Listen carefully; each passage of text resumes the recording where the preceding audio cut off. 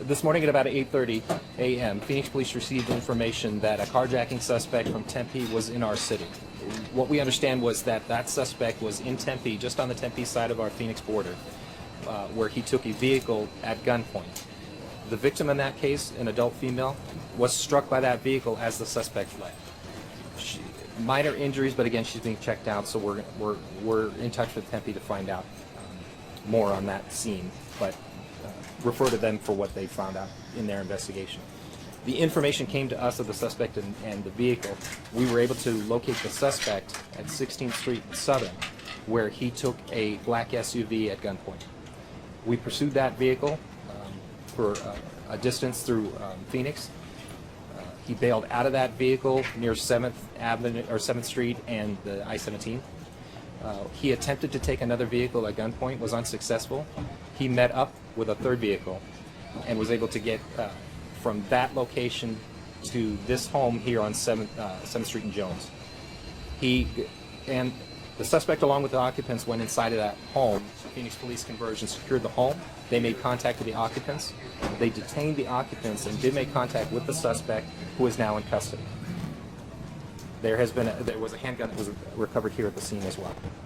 Now, while that suspect was being pursued, the suspect was pointing his handgun at officers and did fire shots at an officer.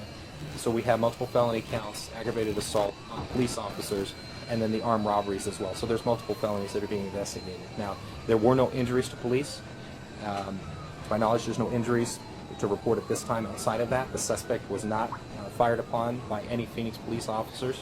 So we're talking with all of those involved to get their statements and what took place. So the scene down the street at the Circle K at 7th Street and Broadway was when he fired those shots fired at a police officer? I don't know where that took place. It took place on the route between when we initially contacted him and obviously where he came to rescue. Right. I mean, but just from hearing you, this person really had your officers on there. I mean, how many officers were responding? Well, again, what we knew from Tempe was that somebody was injured during an armed robbery of a vehicle. So this shows a great potential not only for reckless behavior, but violence. His violence potential obviously increases. Now he's pointing his weapon at police officers, which shows a disregard for not only our safety, but the safety of those around us. Doesn't want to be taken into custody and as he's fleeing. So this is a dangerous armed suspect that we now have in custody.